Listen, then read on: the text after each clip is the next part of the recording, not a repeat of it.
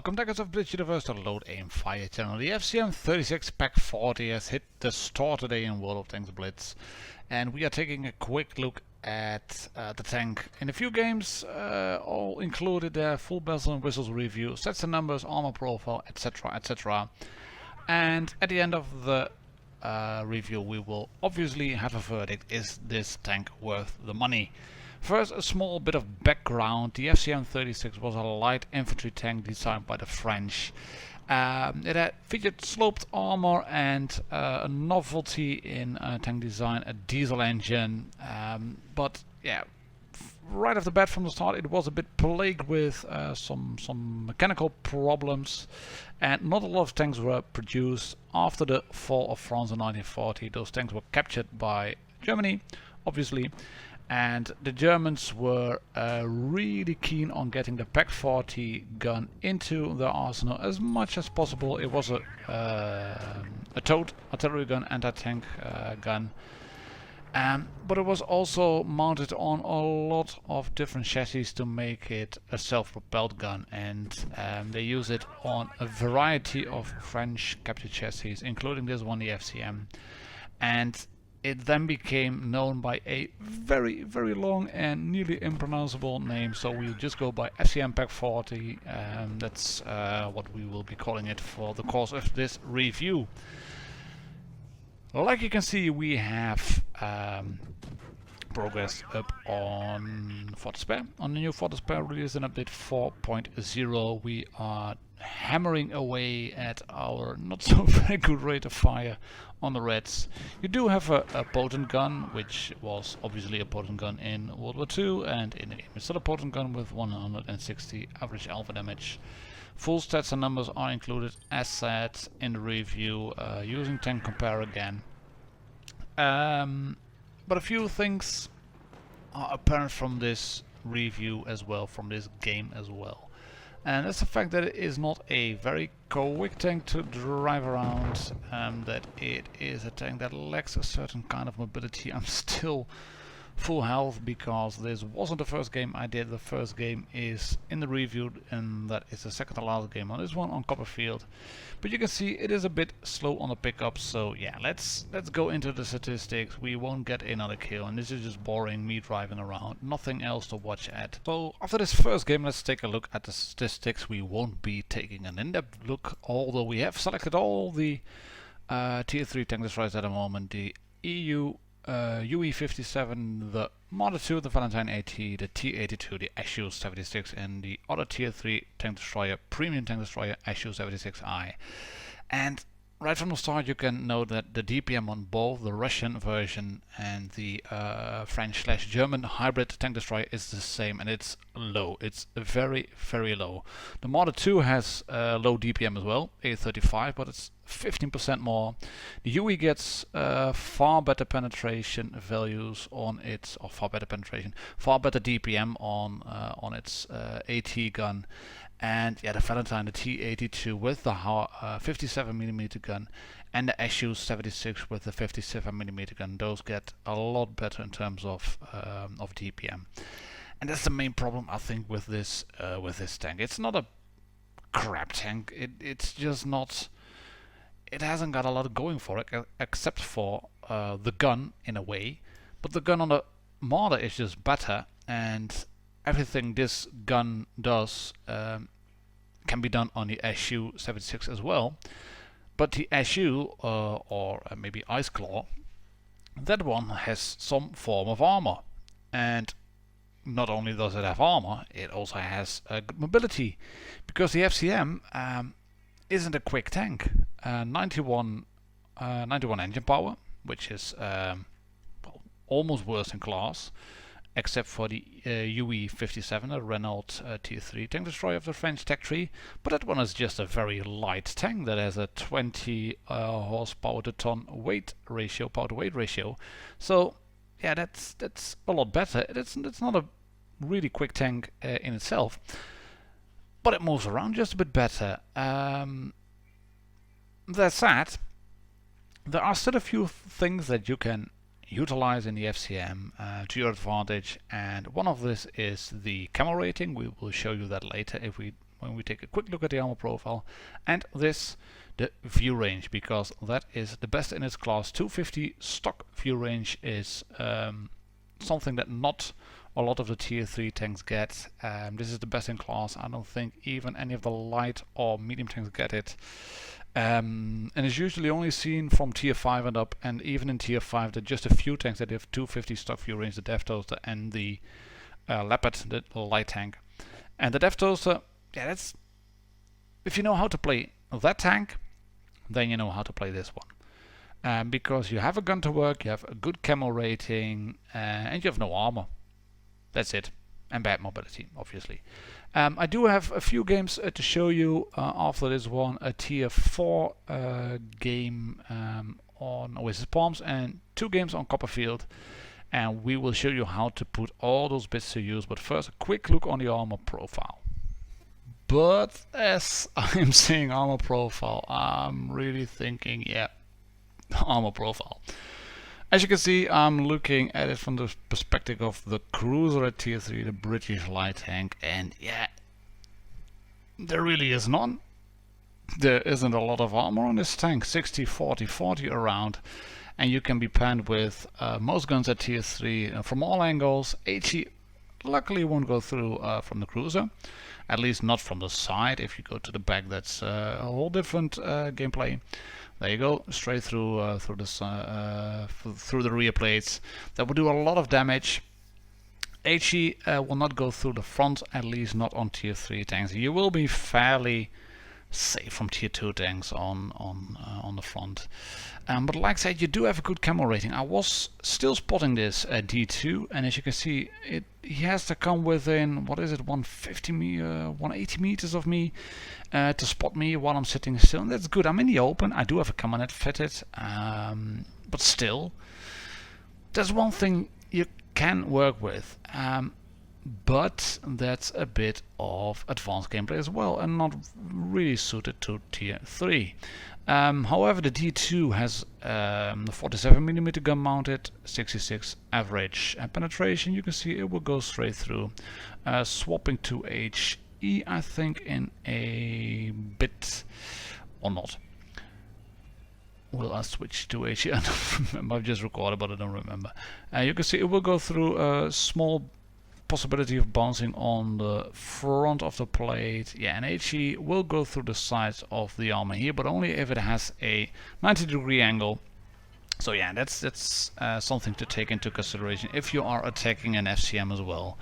Do take your HE into account. It has some trollish angles. If it wiggles, it might bounce a shot on AP, but only if it's a tier 2 tank or a tier 3 tank.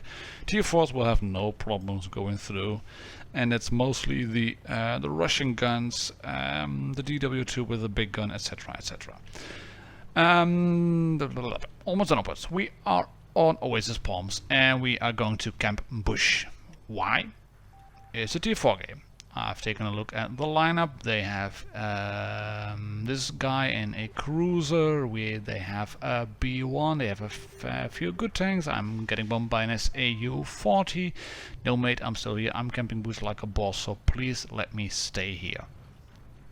And right from the start, this may seem like a boring game, and yeah, it is going to be a boring game, and I'm not going to apologize for this because my team is up front and they are dying like a boss. I'm camping Bush like a boss, they are dying like a boss. Everybody has a role in this game. But I have to put the gun to work, I have to put the camera rating to work, and I can put a shot into the tumor on top on the SAU-40, 160 Alpha. Taking a look on the left, nothing there. And you can see a problem with this tank as well. I haven't mentioned it in the statistics, but one problem with the tank is the very small gun arc. Only 7 degrees on the left, 7 degrees on the right. The Marder 2 has a far better gun arc. And the gun can troll you like a boss as well. Just look at this. This one is going into the ground, and we will see a lot of more troll shots in this game. And that's just unfortunate. I think that this tank should get an extra round a minute, maybe half a round a minute, I don't know. or some better dispersion, or maybe just a better gun, because this is about a gun. It's not a very quick moving tank. It's a sniper tank. You have to have a field of fire. Here we go, more troll shots. 3 on 3 at the moment. That's good. But they still have that B1 alive. He was just on the right. There's a D2 over here. We can shoot him, letting the reticule shrink down, shrink down, shrink down. And like I said, your alpha is it's solid. 160, that's good. But if you take a look at the bar below, I have 300. That means any FCM 60 Pak 40 which sees me, troll, any FCM which sees me can shoot me and clip me or double shot me for with just 2 shells, and I'll get killed. And as I mentioned, the gun is troll as a boss. There it goes again, straight into the ground. Yes, sorry B1, I really can't help you now, because I am in a good position and I don't know what that red M8A1 is. And I'm trying to shoot this one again, and that one goes into the ground as well. Troll, thank you, thank you, thank you. And that, what was on my right side? A medium, I think. He isn't really doing anything. This one goes in, thank you very much. You can see the B1 turning his turret. He's not facing towards me, and the B1 on my right isn't really there. So this is pretty much a Kolobanov. Should have aimed for the front of the tank, because this one bounces on its front. And RNG rules hard in this game, because I've been getting troll shots all along. And take a look at this one. I'm fully reloaded, thank you very much. And just as that cruiser pops on the left side, I shoot him. Not even fully aimed, clutch all along, but I managed to shoot him. Kojak in his cruiser isn't very happy with this, and he is vocal about it in the in-game chat. In a second, we do manage to kill the B1. This is actually the first shot, and I haven't found a lot of shots of APCR in this tank so far. I think I've played about 23 games now in it. It's got good pen on the AP, and if you aim for weak spot on B1s, on DW2s, front plate of the DW2, both lower and upper plate, you will go through. The mantlet of a DW2 you will go through, as long as you don't shoot the gun. So there's no problem in that regard, but again, take a look at the speed at which I'm driving. It's not very good. The first game I did was on Copperfield, a tier 3 game. It will be shown after this one. And there's actually a moment in that game where I'm driving and I'm thinking, I've got lag. The tank is stopping and I've got lag, but it wasn't lag, it wasn't a ping spike, it was just the tank not performing, and this is a bit unfortunate. I'm bouncing on the M81, probably should have gone into sniper mode. Sorry Joe about that, I should have listened to you. But this is a bit better in terms of aim. Luckily that M81 is firing AP and taking a look in sniper mode and not realizing his turret hadn't turned. I'm now reloading, and I know I will be able to shoot him before he goes over the edge, and there we go, getting us 4 kills, a Top Gun medal in a tier 4 match, and yeah, a practical Kolobanov, because our medium tank wasn't doing anything really. So yeah, first class, high caliber, 1300 damage, not bad if you have 300 hit points doing that amount of damage, in my opinion. But like said, accuracy 18 shots fired, 12 hits, 9 penetrations, only half. Still quite decent credits for a tier 3 tank, not bad either. But let's see about the next game. Both of them are tier 3 games, both of them are on Copperfield, but they come from the opposite spawns. This one is the eastern spawn, and this is the moment where I'm thinking, oh my god, I got lag straight away. But then I realized, oh, it's a really crappy engine tank. This was really the first one. I was still driving and thinking what to do, and our tanks moving on top, and there are 3 tanks to the right. So I thought, well, I might as well just sit in the middle then. I will be in no position to support my team on the right quick enough. I might be able to shoot some tanks across, because yeah, it's obviously tier 3, so there will be campers working with the gun depression, targets drop out of view. But I'm gonna camp bush again like a boss. No shots available on that tank, so taking a look on the left. No, no, no, no, no. Taking a look again over there. No, no, no, no, no. Nothing available. But I'm still sitting around. I can see the minimap. There are 3 tanks on my left. There are 3 tanks on my right.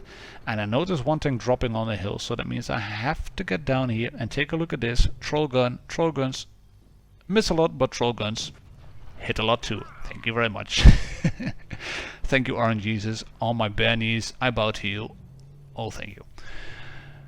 Haven't got a clue how I hit that shot, but I'm not complaining. We are still 1 tank down, and I'm taking a look at the minimap and thinking, well, we have a seemingly AFK light tank, so anyone coming across the top will be spotted by him first if he just stays there. That's one thing where you can use an AFK tank for. I have the view range at 250 meters, so I will be able to outspot anyone coming from the other side if my friendly light tank goes down. Luckily the UE-57 gets killed, then again our T7 car gets killed, and this is a very nice shot as well. I know I will be able to shoot him. There we go, let the reticle shrink down. Thank you very much, T15 down. He is not a salty player. Big shout out to you, Dr. Rain, for being a nice player and actually saying GG after you get killed. This is a bit unfortunate. The HE shot drops low, but we managed to put 1 shot into this tank, I think. And here we go again. Practical. No, we don't. Practical Kolobanov. We still have an AFK tank. Kevin, thank you very much for donating to Skate Extremes charity stream for Macmillan Cancer Support. And here I'm waiting now. I'm not moving yet. Why am I not moving? Because I have my camo equipped. That means I am able to put in this shot into the M2 just as I'm about to get hit as well. And here you can see the beauty of having that frontal armor, because that Chini is bouncing all of the shots in front of me. I have fairly good gunner pressure, not excellent, but fairly good. And that means I've brought it down to a 2-on-3. My light tank still is not moving. There is the M2 medium again, and this is annoying because I get spotted. But luckily he decides to pop out, aim, thank you very much, go through, and the Chini bounces again. This gave me the confidence to sort of push. Haven't got a clue where the D2 is. Lucky shot again through his engine, and then I notice on the left side that D2, and I also noticed that the cruiser has started moving. So that's when I went forwards to brawl a bit onto the Chini, and this is something that the FCM just isn't very good at brawling. Like I said, you will you will bounce shots from tier 2 tanks, no problem. As long as you face front, you will bounce those shots. It has some space armor, that's all well and good. Luckily that red D2 wasn't interested in me. If he had gone for me, they might have won the game. This one goes through my front, through my side, but I managed to put him down to 28 hit points, thus a 1 shot for the Cruiser 4.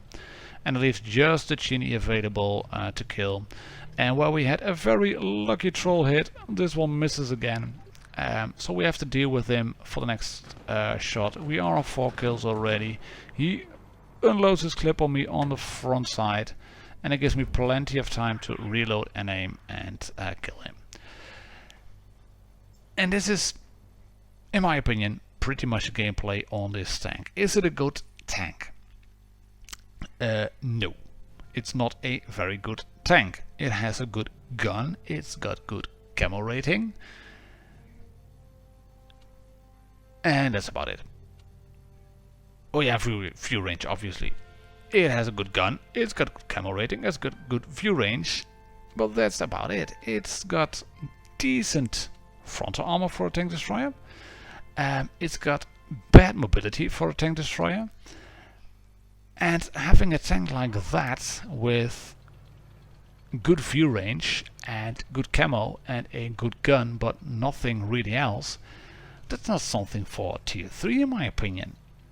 So this is a tank for the tank collectors or for the seasoned players, for the veterans, but this isn't really a tank for new players to the game. You'd be better off flying the Su-76I because that has some form of armor, or use the T-18 and then a big derp gun on the T-82 because there's a Tech 3 tank. This is not a tank for the players that have come new to the game, because the things you have to work with, view range, camo rating, and a gun which you really need the time to aim down. Let the reticle shrink, otherwise you won't hit any targets. That's not new player stuff to be dealing with. You will want to be driving PT7s, or maybe that one, the M3 Light, is a far better premium tank for a player who starts the game, or the S35. I don't know if that one is still available in the game, but that's the better things to do. That said, we are again on Copperfield, obviously a tier 3 matchup, and you can see what I'm doing now. Not pointing at a tank yet, just letting the gun shrink down, letting my camo reset. Is there any shot available now at the moment? No, can't shoot the M3 Light. Can I shoot the Panzer II? I'm hoping to take a shot on this tank over here, but just as I shoot, he stops. So my shell misses, and that's unfortunate. We have a tank on the cap. Reds have a tank on the cap, and now I decide to go up because I want to get the height advantage. I want to get on high ground. I want to use my camo rating, my view range, and I already have a feeling that we will lose tanks, and this will turn into another global enough situation, because Reds have a full health tank across. They have a Chini that is still that 6 hit points left, M3 Light, but he managed to take out our Panzer IIIA, load HE, wait a bit until he moves just away far enough, so I won't hit those concrete pipework. They still have a UC2 pounder, the red team, and our FTAC will go down, obviously. I mean, there's no doubt about it. So I've made the right decision going on top over here. I have all the tanks in front of me. I know that Chini is down there. He will probably cap again. But there's the big target first, the Valentine AT. I want to shoot him first because he is a tier 3 tank destroyer. And with the help of RNGs, I managed to kill him. Thank you, Amorek. Sorry, mate. I sit still over here, waiting for the light bulb to go off. It doesn't, but the Valentine probably tells his buddy on the team that I'm on top, because the UC2 partner goes over here. I managed to put the first shot into him, then go forward, brawl a bit. He gets scared, rolls down. 27 points on the cap counter. But this is easy peasy, lemon sneezy, killing the UC2 pounder, and that means there's just a Chini left on the red team. And I'm guessing he's not an experienced player because he still stays on the cap. If he would have managed to relocate and get to my side, he could get me easily, but he stays on the cap. So I'm thinking, if I go down and shoot him and then reset the cap, I have time to kill him anyways.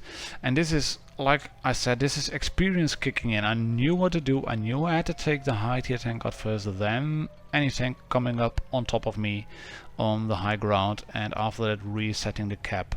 And that's why I think this tank is a decent tank destroyer. I'm not saying it's a crap tank destroyer, I'm not saying it's a bad tank, I'm just saying that it's a tank that hasn't got a lot going for it, except for a gun and view range and camo rating. But those are things you have to work with when you are a seasoned tanker in Blitz, a seasoned player that knows how to utilize those assets, and this is not a tank that is for the inexperience of players. Think of it as a cross between a Nashorn and a Story Emil, and then you will be good. That said, it can carry, but only in tier 3 matches mostly. €9.99 will also get you some gold and 3 days of premium, so all in all €4 for the tank, €4.50. Not bad. Then again, finishing off, decent tank, mostly for the collectors. I greet you all, lads. Catch you on the next one. Cheers and happy tanking.